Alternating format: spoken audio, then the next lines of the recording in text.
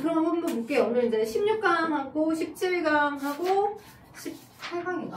네, 18강까지 연달아서 제가 다 복사를 해드렸는데, 뭐, 갈 수 있다면, 두 분이 빠른 속도로 잘 일하신다면, 뭐, 실물의 분류 정도까지는 갈 수 있지 않을까 싶은 생각이 들고요. 저의 핸드폰을 조심해주세요. 네, 소중하니까요. 네네, 깜짝깜짝 놀라서 뒤로 싹 밀어도 돼요. 네네네. 네. 꼭 밀어도 돼요. 거의, 상황이 거의 지금 뭐 2차쯤 가기 직전인데, 지금 상황이, 그죠? 지금 날도 아니다, 지금. 날도 아닌데, 어느 정도 좀 빨리 좀 당연히 정리가 돼서 여러분을 모시고 싶습니다. 그쪽으로. 지금 아직, 한 번 더 교육청에서 와야 돼서, 이제 시설 확인을 하느라고. 자, 일단 볼게요. 166쪽에 해당하는 거, 뭐, 다윈의 자연선택설 나오는 거, 다윈의 진화론, 우리 고일 때 배웠죠? 자, 일단 되게 다윈이 말했던 진화론은 어떤 형태예요? 일단 엄마 아빠가 왜 형질이 다른지 유전적 원인은 모르겠지만, 다윈이 열심히 관찰해봤더니, 엄마 아빠를 안 닮은, 그 엄마 아빠 밑에 태어난 게 확실한데, 엄마 아빠를 안 닮은 표현력을 갖는 베이비들이 태어나더라고.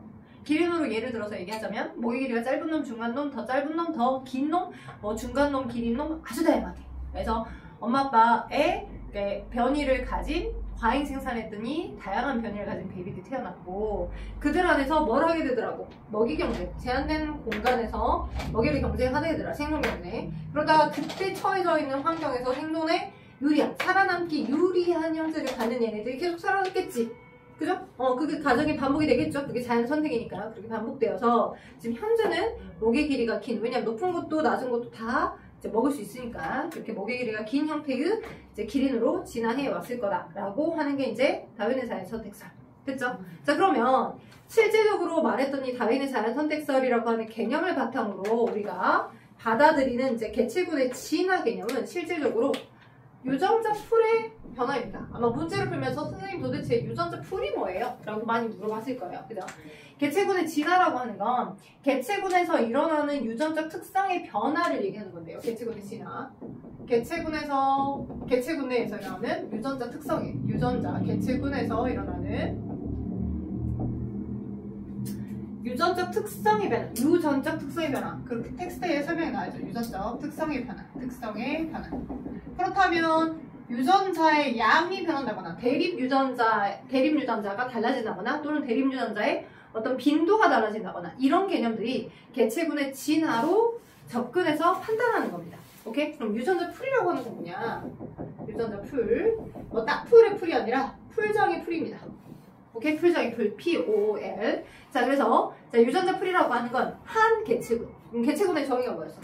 일정 지역에 살고 있는 같은 종. 그치. 일정 지역에 살고 있는 한 종으로 이루어진 집단을 우리는 그걸 개체군이라고 하지.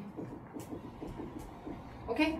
그래서 이런 일정 지역에 살고 있는 같은 종으로 이루어져 있는 그 집단이라고 하는 그 개체군 내에서 개체군에 속하는 모든 개체. 그러니까 뭐 우리 지금 뭐 대한민국 아니면 뭐 사람이라는 종, 그죠? 그리고 어떤 지역이라고 하는 바운더리, 이 지역을 이제 뭐 면적을 규정을 지었겠죠. 그 면적에 존재하는 한 종의 개체군이 가지는 각각의 모든 개체들이 가지고 있는 대립 유전자 전체를 유전자 풀이라고 하는 거야. 집단인데 그 개체군 속 개체군의 각 개체들의 모든 유전자 집단, 유전자들을 표현해낸 것들을 우린 그걸 유전자 풀이라고 한다라는 거예요. 그래서 개체군의 유전적 특성은 유전자 풀에서 어떤 유전자를 어떤 빈도로 가지고 있느냐 그렇지 않느냐의 차이로 판단하겠죠. 예를 들자면 대립 유전자 전체, 모든 유전 집단, 좀 이렇게 표현하니까 그런가? 각 개체군의 각 개체들이 가지는 모든 개체들이 가지고 있는 대립 유전자 전체. 근데 이제 이 대립 유전자라고 하는 개념을 여러분이 알다시피 뭐 모양은 모양끼리 서로 비교해야죠. 완두콩의 모양을 결정한 유전자가 모양을 둥글게 하는 거, 모양을 주름지게 하는 거 이렇게 두 개끼리 비교해야지 모양에 대한 것과 색깔에 대한 건 대립 유전자 관계는 아니잖아요. 그래서 자 하나의 집단에서 예를 들어서 이렇게 이제 어떤 사람은 이런 순종의 둥근 안두, 뭐 잡종의 둥근 안두 이렇게 있겠지. 뭐 이런 식으로 아니면 주름진 둥근 안두 뭐 이런 식으로 그죠? 그래서 이렇게 집단이 있었을 때 여러분 책 그림에서 보는 것처럼 개체들의 유전자 형을 이렇게 표현하게 되면 그지? 그러면 얘를 그냥 유전자 풀이라고 하는 형태들은 하나, 둘, 대문자 아래 돼서 대립유전자 둥글게 해준 유전자 하나, 둘, 셋, 넷, 다섯, 여섯, 일곱 개. 그치? 그냥 뭐 일곱 개 이렇게 그냥 쓰는 게 하나, 둘, 셋, 넷, 다섯, 여섯, 일곱 개. 그치? 그리고 이 집단에서의 어떤 유전자 풀은 뭐 그죠? 손자 해에 해당하는 주름진 유전자 2개 이렇게 쓰는 게 한 개 더. 계속 없어간가요? 어디서 내가 소문자를 3개. 소문자리 3개인가요? 아 그러네요. 10개야죠 지금. 그죠? 이렇게 표현해준 게 개체군의 유전자 풀이라고 보시면 됩니다. 그러면 개체군이 진화된다라고 하는 형태들은 이렇게 처음 일정 시간이 지난 다음에 원래 이런 유전자 풀을 갖고 있었는데 이게 비포의 유전자 풀이었어. 근데 어떤 원인들에 의해서 점점 이 유전자 풀이 달라지게 되면, 그죠? 예를 들어서 유전자 풀이 달라져서 소문자 R들만 많아지는 형태로 달라졌다. 유전자 풀이 변화했죠?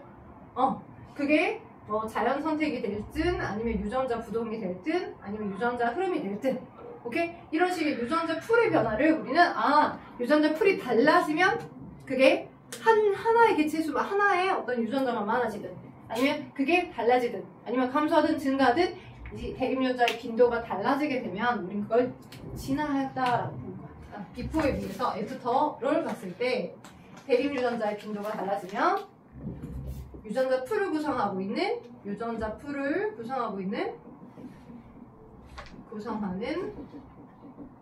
대립유전자의 빈도가 달라지면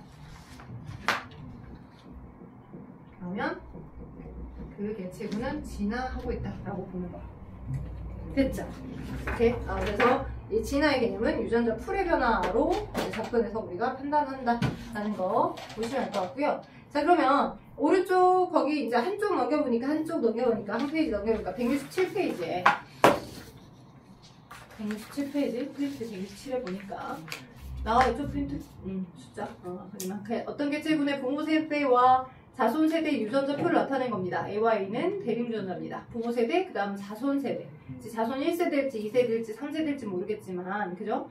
이제 자손 세대로 봤을 때 대문자 A와 소문자 A의 대립유전자 개수가 달라졌죠?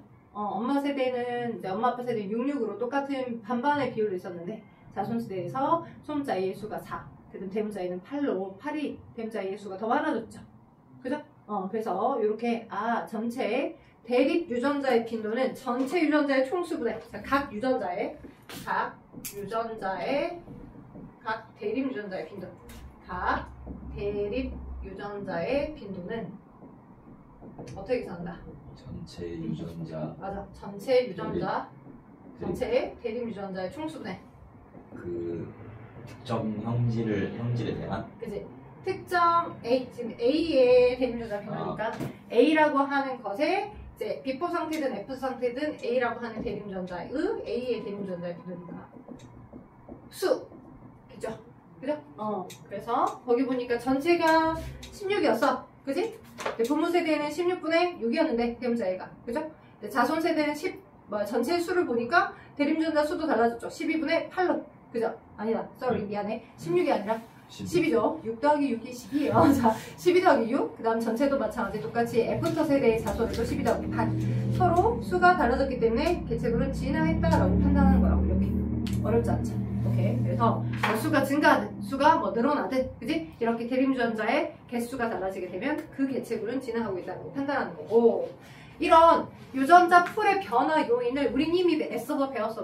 뭐 하면서? 자연 선택을 하면서 배웠어. 근데 그 자연 선택들을 약간 외관상 형질, 그러니까 목의 길이가 긴 거, 목의 길이가 짧은 거, 그러다가 서로 다른 다양한 형질을 갖고 있었는데 제한된 먹이 상태에서 목의 길이가 긴 놈이 높은 곳 아니면 중간부에 다 퍼먹을 수 있으니까 목의 길이가 짧은 건 아래쪽만 먹을 수 있기 때문에 그래서 생존에 불리 있고 먹이 근처에서 이제 후순위로 뒤쳐져가지고 이제 점점 목의 길이가 긴 형질을 갖는, 그러니까 그런 유전자를 갖는 얘네들이 계속 살아남고 또 생식을 하고 살아남고 또 생식을 하니까 이제 점점점 그 유전자, 대립 유전자의 개수가 더 많아져서 그렇게 고정이 됐겠죠. 우린 이미 그 개념을 받아들이고 있는 거거든요. 자, 그래서 이런 유전자 풀의 변화 요인들을 이제 또 몇 가지가 있을 수 있는데 이제 큰 틀에서 4가지를 여러분이 받아주시면 돼요. 이거는 고빌통합과학에서 안 나왔던 부분이기 때문에 한번 정리를 하면서 설명을 좀 해드려 볼게요. 유전자 풀의 변화 요인. 유전자 풀이 변화되면 얕은 진화했다. 돌연변이가 그럼 진화를 할 수 있는 거예요? 오, 그렇죠. 그렇죠.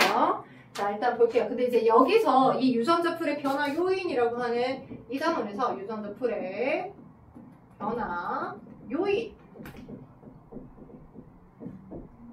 첫 번째, 그림을 좀 잘 기억해둔네. 그림을. 자, 여러분 책에 나와 있는 형태보다 뭐 하이탑이나 아니면 뭐 이렇게 여러 가지 출판사에서 가장 많이 사용했던 형태, 모의고사에서 가장 많이 사용한 형태들은 자, 크게 유전자 풀의 변화 요인이 돌연변이, 뭐 자연 선택, 그지?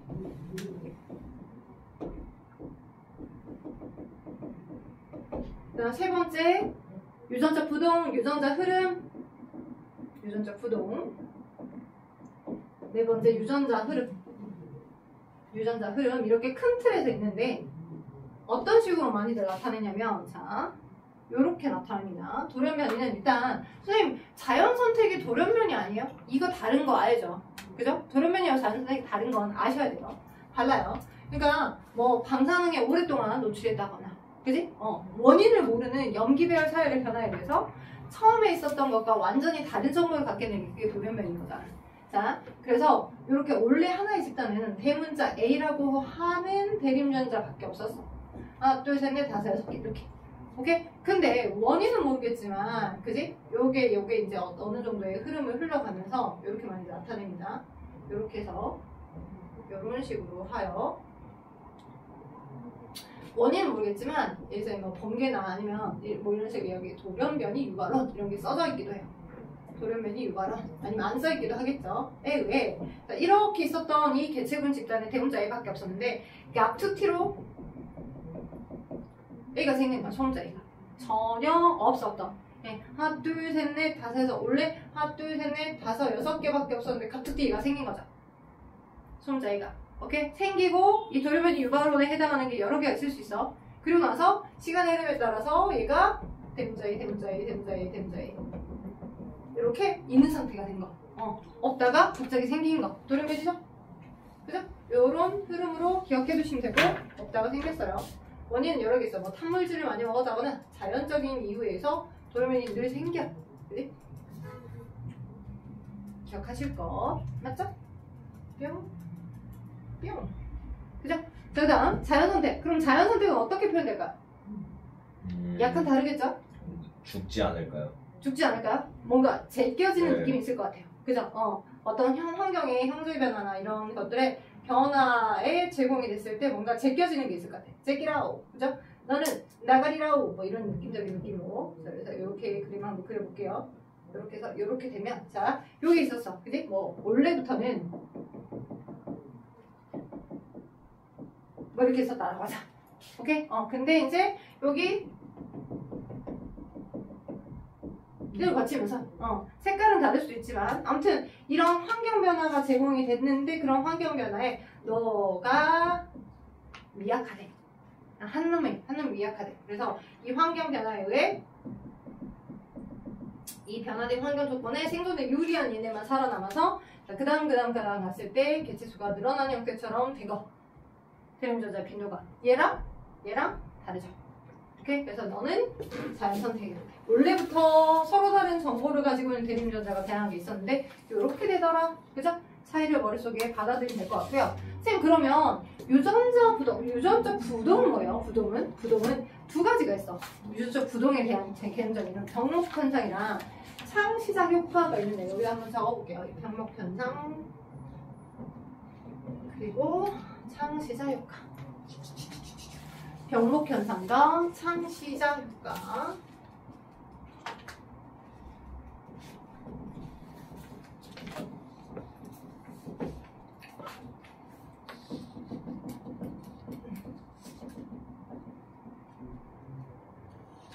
우연한 사건을 계기로 개체군에서 특정 대립유전자의 빈도가 급격히 증가 또는 급격히 감소해 나간 현상이 보이면 그건 우리 유전자 부동이라고 해. 그러니까 뭔가 움직임을 정할 수 없다 이거야. 그러니까 이유는 모르겠어.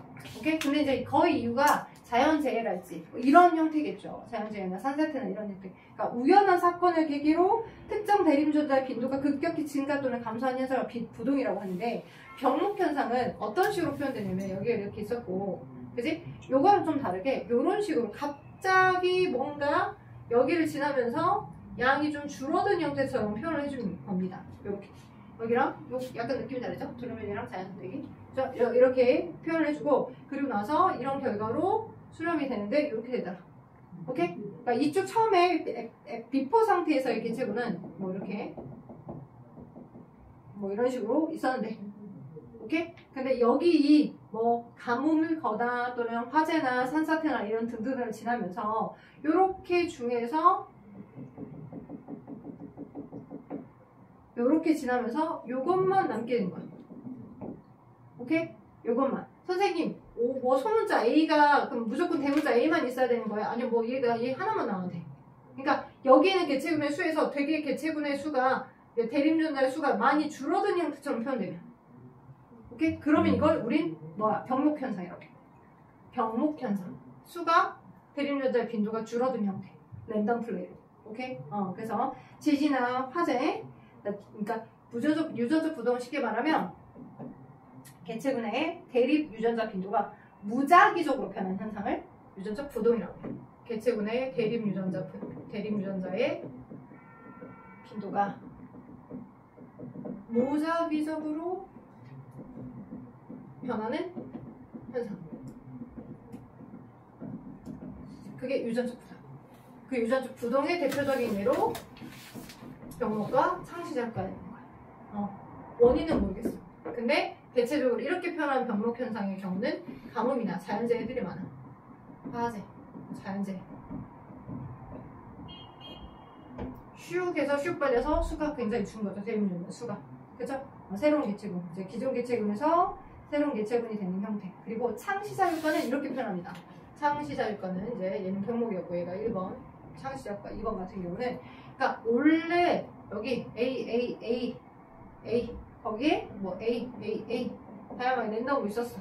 근데 얘가 이제 어떤 갑자기 이제 뭐라지 그 하나의 그 지역의 일정 면적을 유지하고 있었었는데 이제 뭐 댐이 들어와가지고 그 두 개 지역이 하나의 서로 분리된 형태의 지역으로 나뉘어지게 된 거야. 그래서 떨어져 나가버린 거지. 아예 한쪽이.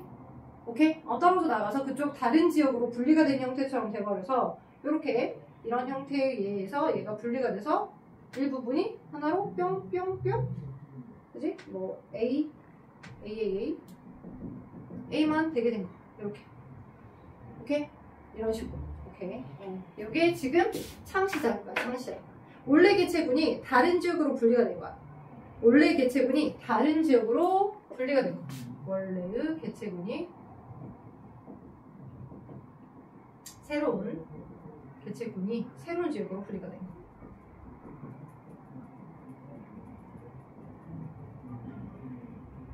그게 창시자일 거야. 그죠? 창시. 자, 그럼 유전자 흐름은 뭐냐? 유전자 흐름은 분리된 개체군 사이에서 이미 분리가 되어 있었던 개체군이 있었는데 유입되어서 이출되거나 이입되어 들어온 걸 말해. 그래서 어떤 그림을 보이냐? 얘와 좀 달라요. 얘는 여기서, 그죠? 원래 개체군이 있었는데 여기서 새로운 지역으로 분리가 된 것처럼 보이는 그림인 거고, 마지막 유전자 흐름의 같은 경우는 외부에서 들어온 모습들이 이렇게 표현되어 있는 거야. 이런 식으로 얘가 이렇게 들어온 것처럼 해서 일부 소문자 A들이 더 들어와서. 오케이? 얘와 좀 다르죠? 얘는 떨어져 나간 형태, 여기 또 원래에서 떨어져 나간 형태, 여기에서 얘가 더 유입되어 들어오는 거야. 이입이나 이출에 의해서. 네? 두 개 헷갈릴 수 있으니까 주로 이입들이 많이 나옵니다. 이입되어 들어오는 형태. 그래서 분리된 개체군 사이에서 개체가 이동하거나 생식세포가 이동하여서, 자, 분리된 개체군 사이에서 개체가 이동하거나 생식세포가 이동되어 들어와서 특정 대립 유전자가 개체군에 들어오거나 개체군에서 나가는 현상처럼 이렇게 원래는 요거들밖에 없었는데 그죠? 요거 A가 들어와서 더 많아졌죠? 이런 거. 그죠? 그래서 들어와서 이렇게 돼버린 현상들을 볼 수 있어요. 특히나 이제 생세포를 통해서 더 유입되어 들어오면 걔가 더 개체수가 늘어날 거 아니에요. 그죠? 그래서 병목현상 원리라고 해서 오른쪽에 나와 있는 부분도 있고, 그죠? 우리가 문제로 한번 가봅시다. 예를 들자면 168 넘겨봐.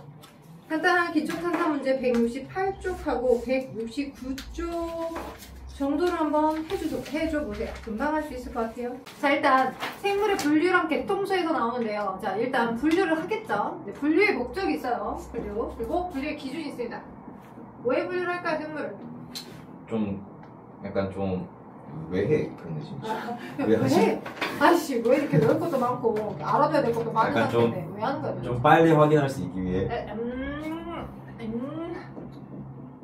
자, 생물의 분류 목적은 쉽게 말해서 인간이 어떤 이용의 가치로 사용하고자 한 건 아니야. 어쩌다 보니까 그렇게 된 건데. 근데 이제 생물을 분류하게 된 목적은 우리가 도대체 어떤 조상에서부터 나왔게 진화적 거리관계를 알아보기 위해서 이제 본격적으로 이제 관찰을 하고 연구를 한 거야. 그래서 실질적으로 생물의 분류 목적은 진화적 거리관계. 생물의 진화적 거리관계. 알아보기 위해 했던 거야. 거리관계를 알아보기 위함이었어. 알아보기 위함이더라. 오케이? 그 진화적 거리관계 다른 말로 조금 고급진 표현으로 이제 유연관계라고 표현합니다. 생물의 유연관계를 알아보기 위해서. 누가 누구로부터 나왔고, 그리고 몇 번을 거쳐서 우리가 이렇게 단계를 밟아서 이렇게 움직여 갔구나, 이렇게 달라져 갔구나 하는 걸 본 거죠. 자, 생물의 분류는 즉 생물의 이제 공통된 특징에 따라 여러 가지 무리로 나누는 거고, 그러니까 기준이 다르면 당연히 카테고리가 달라지겠지, 그지? 그래서 문제 뭐 여기 똑같이 3명 있다 하더라도 성별로 분류를 하면 너네랑 나 이렇게 나누겠잖아, 그지? 근데 이제 뭐 이렇게 뭐 지위라는 표현을 이렇게 있는데 뭐라 해야 되나? 직업. 머리카락 정도로 나눈다면, 머리카락의 길이로 나눴다면 또 이렇게 또 달라지겠고, 그리고 뭐 안경을 썼는지 안 썼는지로 나오겠다면 이렇게 또 달라지겠고, 그죠? 그리고 뭐 옷의 유색, 유무 아니면 반바지를 입었네 아니면 긴 바지를 입었네 나누면 또 이렇게 나눠지겠지. 그러니까 똑같은 상황일 때 분류를 나눈 기준에 따라서 다른 카테고리로 나뉘어지는 것처럼, 그죠?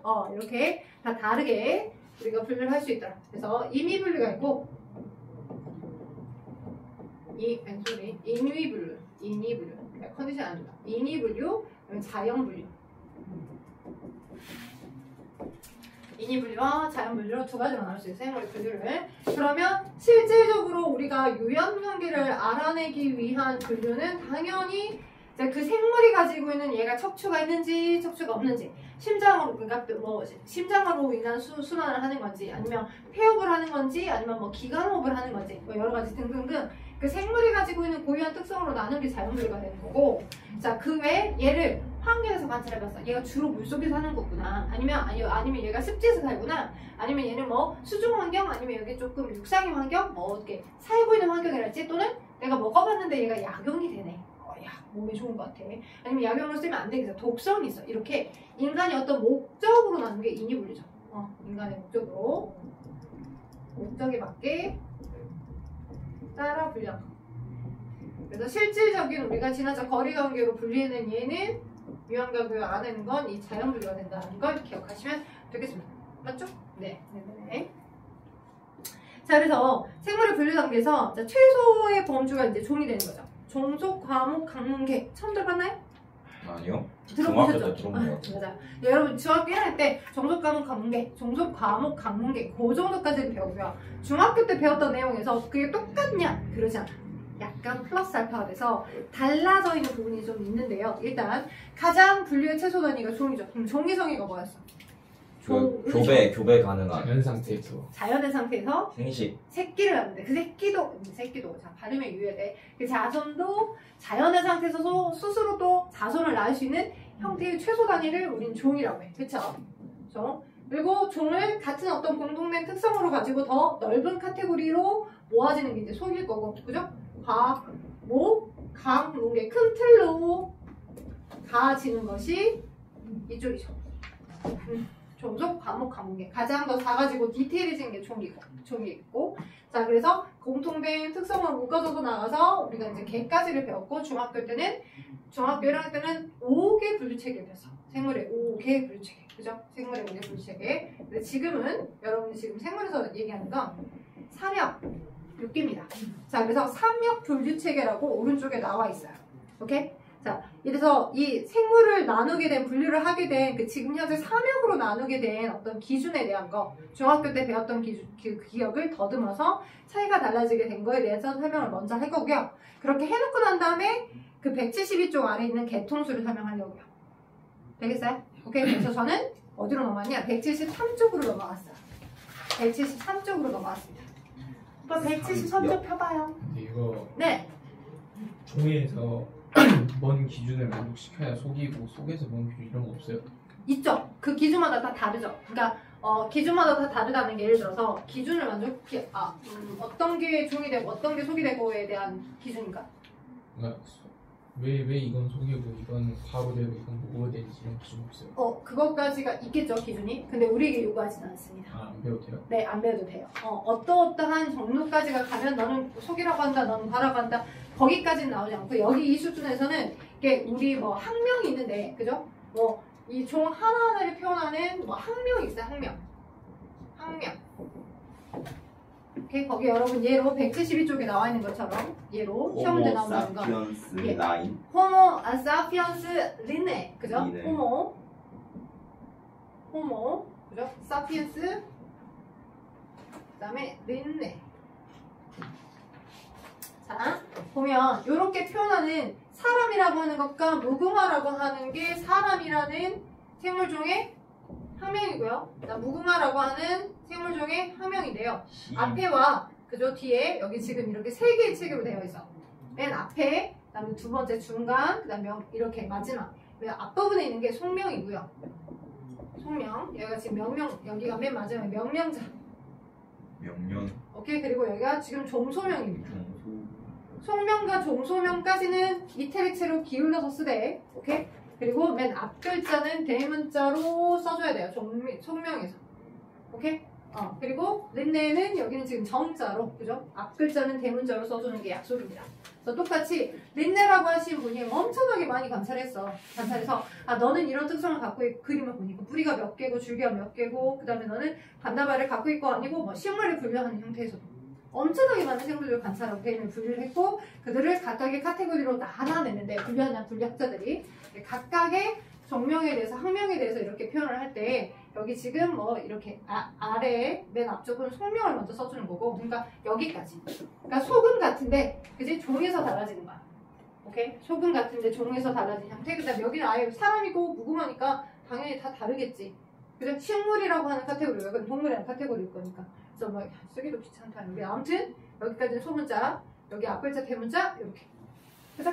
그래서 그렇게 기억을 하시면 될 것 같아요. 그래서 여기 뭐 학생 A나 B나 C들이 의견을 얘기하고 있을 때 제대로 지금 판단하고 있는 건지 물어보는 형태들로 많이 나오겠죠. 그 정도는 알고 가시면 될 것 같고, 이게 린네가 구하는 이명법에 기초한 앞에 속명, 그다음 가운데가 종소명, 맨 마지막에 분류한 분류학자의 이름을 써서 이렇게 전체 이 세 개를 다 쓰는 게 학명입니다. 학명. 오케이. 자, 그다음. 그러면 생물 분류 체계 하여서 여러분이 이제 중1 때 배웠던 5개 분류 체계를 배웠거든요. 5개. 자, 기억날까요?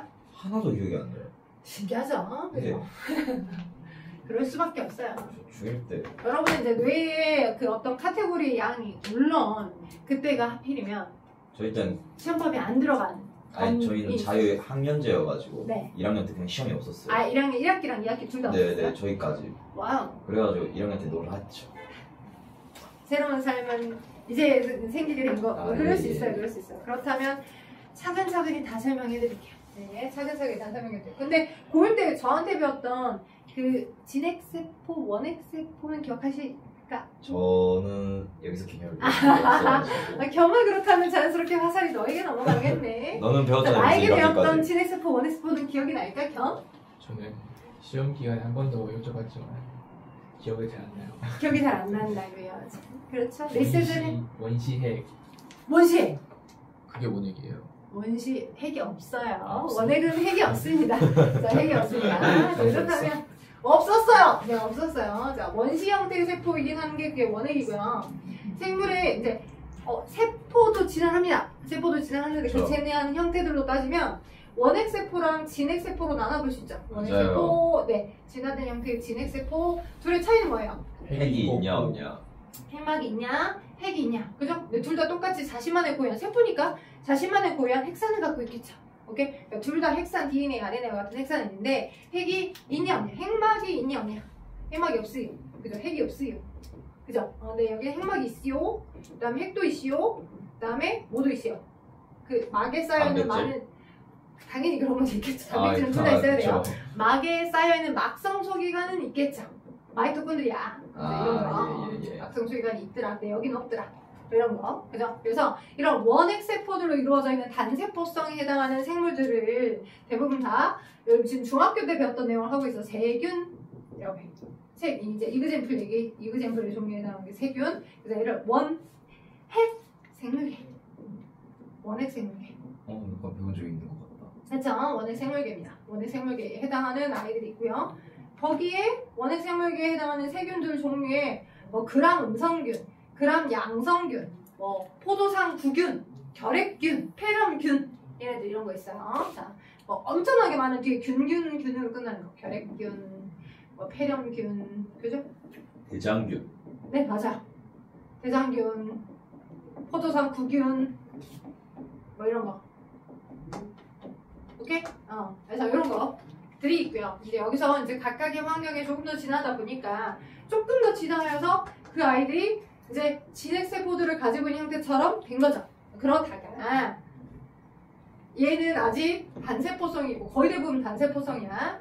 그리고 여기에 해당하는 생물은 단세포성이기도 한데 약간의 다세포성의 특성도 갖고 있는데 아직 조직이나 기관이 뿌리줄기, 잎과 같은 그런 기관들, 식물로 따지자면 조직이나 기관이 완전히 진화되긴 전이야. 완전히 잘 분화되기 전이야. 분화는 안 돼. 그게 얘예요. 어떤 아이들? 원생생물계. 근데 원이 똑같이 들어가니까 얘하고 얘가 막 헷갈려요. 근데 잘 나눠서 기억하세요. 원생생물계. 누구 있을까? 남세균, 네, 남세균과 아메바, 집신벌레. 집신벌레. 네, 불러주시는 거예요. 네, 책에 나오는 거 잘 불러주시는 겁니다. 감사합니다. 네, 또 뭐 있습니까? 안 나오는데. 안 미역 했어요? 나와 있어요. 미역, 아메바. 맞아. 미역, 아메바, 집신벌레가 원생생물계에 속합니다. 미역도요. 미역류는 안 돼요? 미역류는 안 되냐고? 미역하고 비슷한 애들 안 돼요? 돼요.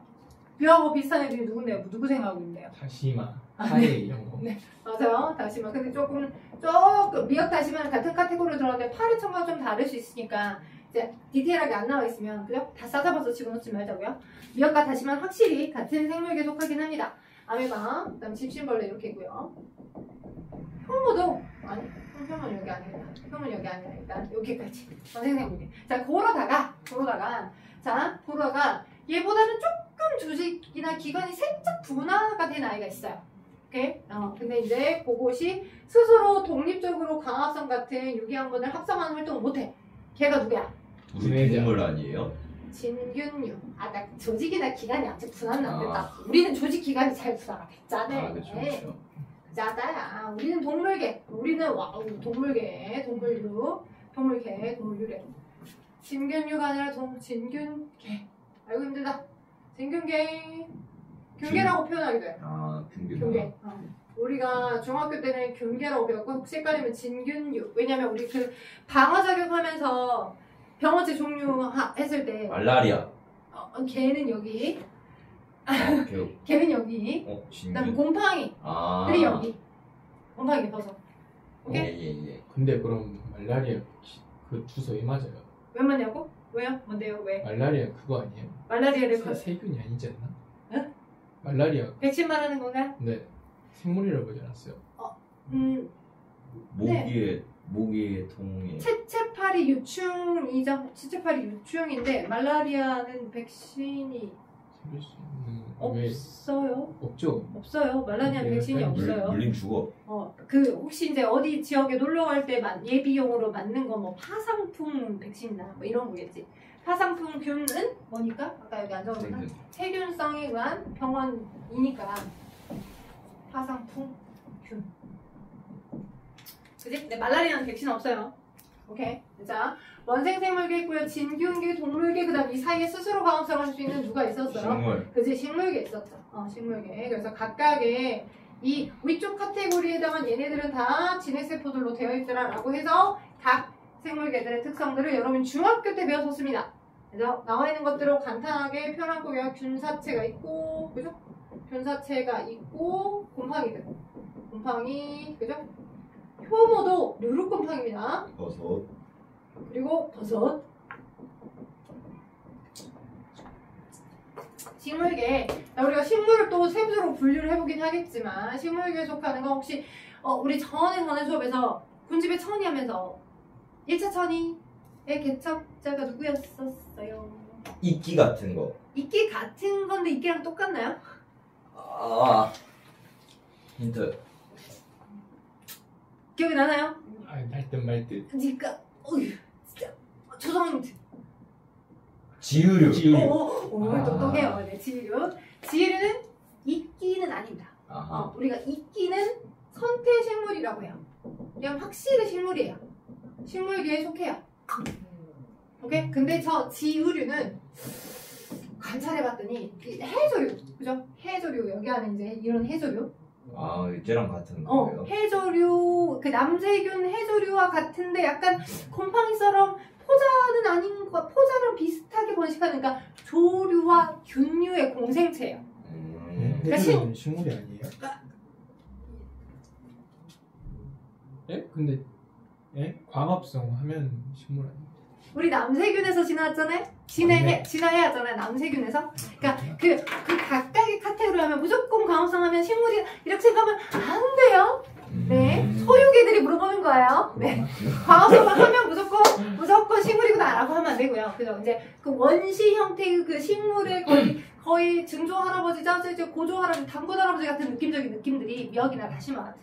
근데 아직 식물이라고 보기는 어려워. 그치? 걔네들도 광합성을 할 수 있는 그 색소를 갖고 있어서 스스로 양분 합성하긴 해. 그치? 고놈들하고 비슷한 형태의 이런 해조류와 지류류, 조류와 균류의 공생체. 근데 식물이라고 하는 카테고리를 갖기는 아직 뭔가 조직과 기관이 명확하게, 뭔가 뚜렷하게 뭔가 잘 발달되진 않았어. 됐죠? 네, 식물이라고 명확하게 얘기할 수 없어요. 얘와의 별개라는 걸 기억하시면서. 여튼 균계. 그 다음에 효모도 누룩곰팡이야. 단세포성 생물인데 누룩곰팡이 종류에 속하고요. 식물계에 해당하는 거 아까 이제 선택식물은 선택식물이고, 그죠? 선택식물. 그다음 양치식물. 여러분 뭐 지지시장 그죠? 고사리 그렇지. 겉시. 양치식물. 아 맞다. 기억이 난다. 시험지 혹시 가지고 왔니? 맞네. 도대체 너무 너를 언제 볼 수 있을까? 맞네. 다 끝났네. 오답 잘 끝났겠다. 다음에 올 때는 기증 한번 해주면 정말 땡큐베리 감사하겠습니다. 네네네. 선택식물, 양치식물, 그죠? 그 다음 또 뭐도 있냐? 식물계 중에 속시식물, 거시식물. 그렇지. 속시, 거시, 막 웹동이 막 여러 종류 있잖아. 과일 종류. 뭐 이런 거. 그 다음 동물들도 여러 개가 있겠죠. 동물도 또 이렇게 종속 과목 과목으로 나누면, 그죠? 여러 다양한 형태로 나눠질 거니까. 이렇게 5개의 분류 체계들이 있었는데, 거기서 우주야, 우주. 요즘 핫한 드라우닝을 부르는 그 아이가 아니에요. 걔랑 이름이 비슷한 것 뿐이에요. 자, 과학자에 해당하는 우주씨가, 그죠? 거기 지금 173쪽 위에 보니까 우주가 특정 RNA의 염기서열 정보에 근거하여 제안한 역 수준을 더 제안을 한 거야. 그러니까 개라고 하는 카테고리고, 이 5개의 개로 나눠졌던 이 카테고리보다 조금 더 진화된 상위의 어떤 기준을 제안한 거야.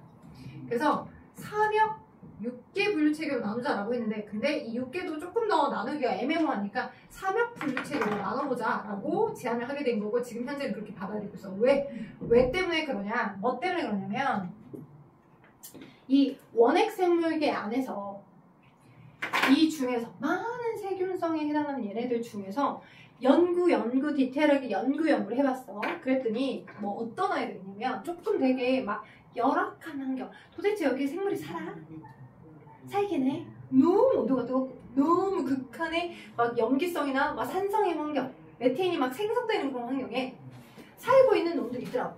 메테인 생성균이나 극호 열기구에 살고 있는 극호 염기성, 그지? 극호균, 염균. 극호염균, 극호열균, 열균, 열에 버티는 균들, 염기성에 버티는 균들, 뭐 이런 식으로. 오케이? 아주 다양한 형태의 메테인 생성균이랑 그러니까 극한의 환경에서도 생명체를 유지하고 있는 그 세균들의 형태를 연구를 해봤더니 마치 현재 우리의 동물계에 속하는 얘네들이 가지는 RNA 폴리머레이스 또는 DNA 폴리머레이스, 네, 그와 비슷한 형태의 효소들을 갖고 있더라고. 얘는 단세포성이고 얘는 다세포성인데.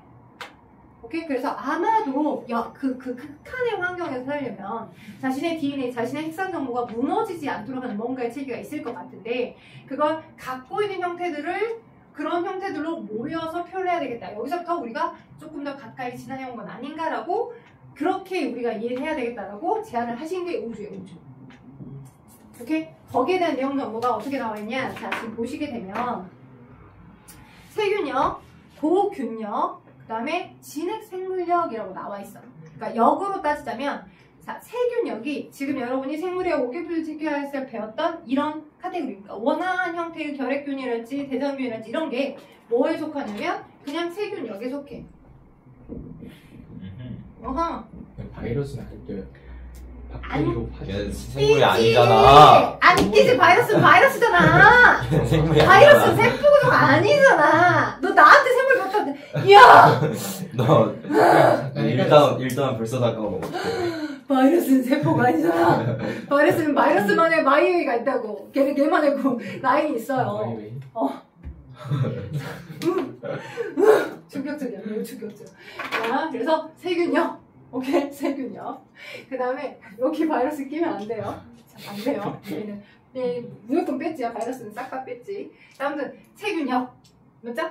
세균력이 있고요. 자, 그 다음에 이제 메테인 생성균이나 극호열균은 얘네들 세균의 종류를 여러 개를 연구하다 보니까 여기는 어떤 특성을 갖고 있냐면 자신만의 고유한 이제 세포막이 있으면 유전물질이 이렇게 해막이 없으니까 이렇게 펼쳐져 있잖아. 자신의 세포질에. 근데 얘를 보호하고 있는 뭐가 있어?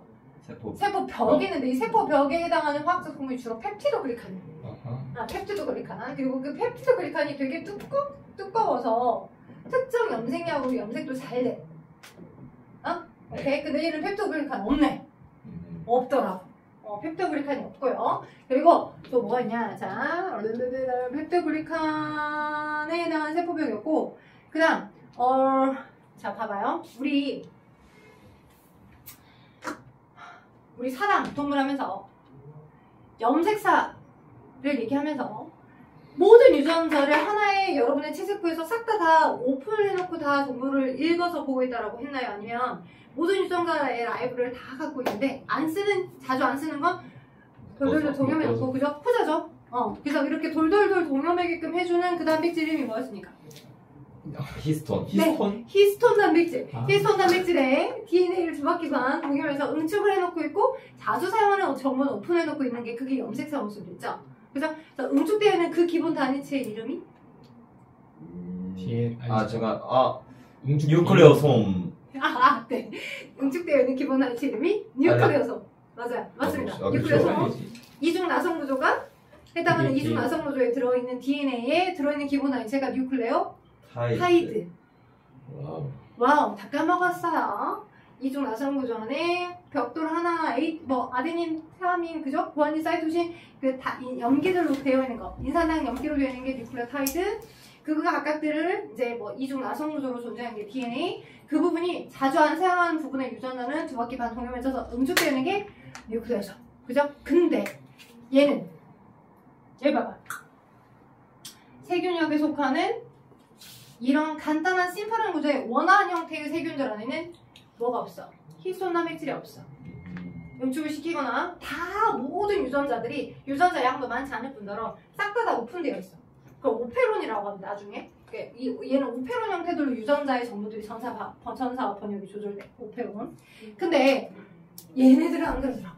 얘네들은 마치 동물계에서 사용하는 그죠? 진화된 형태의 동물계나 식물계나 균계들에서 주로 사용하는 뭐가 있어? 히스톤 단백질, 뉴클레오, 솜이라고 하는 구조가 있어. DNA 일부 내가 자주 사용하지 않은 DNA 일부를 응축을 시켜서 그죠?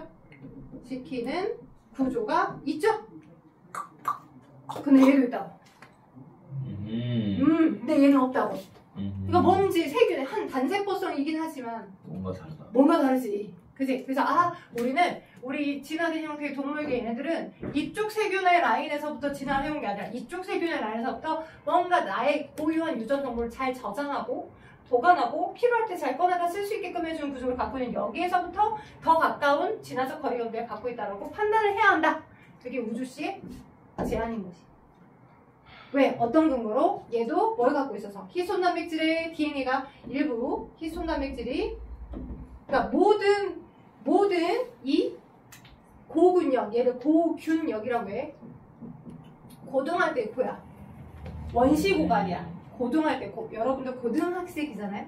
중학생 아니고 초등학생 아니고 고등하니까 고균역이라고 표현한 게 고등고인 것처럼 이쪽 세균 안에 넣기에는 조금 애매까리하게 뭔가 또 우리랑 되게 고등한 구조를 많이 갖고 있네. 그죠? 그 고등한 구조 중에 일부 히스톤 단백질과 DNA가 자주 안 사용하는 DNA 정보들이 묶어져 있더라. 그죠? 응축된 구조가 있더라. 응축된 세균도 있어서. 그게 고균역의 특징. 그래서 우리는 그 개통수로 봤을 때 고균역과 더 가까워요. 오케이? 고균역에서부터 어떤 기준을 가지고 나왔다라고 보는 걸로 표현되어 있는 겁니다. 자, 그래서 그렇게 산역으로 나눠집니다. 자, 한 장 넘겨봐요. 174쪽. 그리하여 저는 지금 174쪽에 오른쪽 아래 보면 5개 분류책에 나와있죠. 방금 칠판에서 원핵생물계, 원생생물계, 그 다음에 식물계, 균계, 동물계 이렇게 뿅 설명했죠? 그리고 오른쪽에 보니까 재균역, 고균역, 진핵생물역 해가지고 고균역하고 진핵생물역 얘네가 우리가 지금 얘와 우리가 진화적으로 거리가 더 가깝다라고 하는 걸 인지를 하시면 좋을 것 같아요. 오케이? 오케이. 자, 그래서 하나의 트리처럼 표현하는 게 있는데 이렇게 가서 어떤 기준으로 나뉘어지거든요. 오케이? 이렇게 갑니다. 하나의 기준으로 나갔어요. 여기 봐. 어떤 특정 하나의 기준으로 이 기준으로 자기가 이 기준으로 이렇게 나눠서 갑니다. 그러다가 여기 기준으로 가는 이 라인에 의해서 어떤 특정 또 다른 기준으로 요렇게 해서 요렇게 나눠진 게 그죠? 그래서 요게 여기 있어. 너는 세균역. 그죠? 너는 고균역. 그죠? 네. 너는 진핵생물역. 진액이죠. 진핵생물역. 그러니까 우리가 여기 안에 들어가잖아. 예. 동물계가. 그죠? 이렇게 진화적으로 거리가 더 가까운 겨. 야와 얘는 우리는 이렇게 먼 겨. 멀고 가깝다. 요 정도를 볼 수 있게끔 하시면 좋겠다. 이렇게 표현한 게 개통수다. 나중에 시험이 끝나고 기회가 되면 한 번 더 식물의 분류랑 개통수 개념을 조금 더 설명을 해드릴 거니 나눠뒀던 프린트 잘 가지고 계셔야 되고 식물이 여기는 빨리 끝나시네. 8일? 3일? 8일에 시작해 일주일 빨리 끝나요. 네, 그렇죠. 할 수 있다면 한번 설명을 하는 방향으로 해도 나쁘지 않을 것 같다. 그래서 프린트를 잘 갖고 계셔라. 대신 숙제는 여기까지 내드리겠다. 여기까지 177쪽. 프린트 177까지 할 시간이 없겠다. 당연하죠. 시험이 끝나면 한번 복습을 해봐라. 올려놓을게, 링크. 네.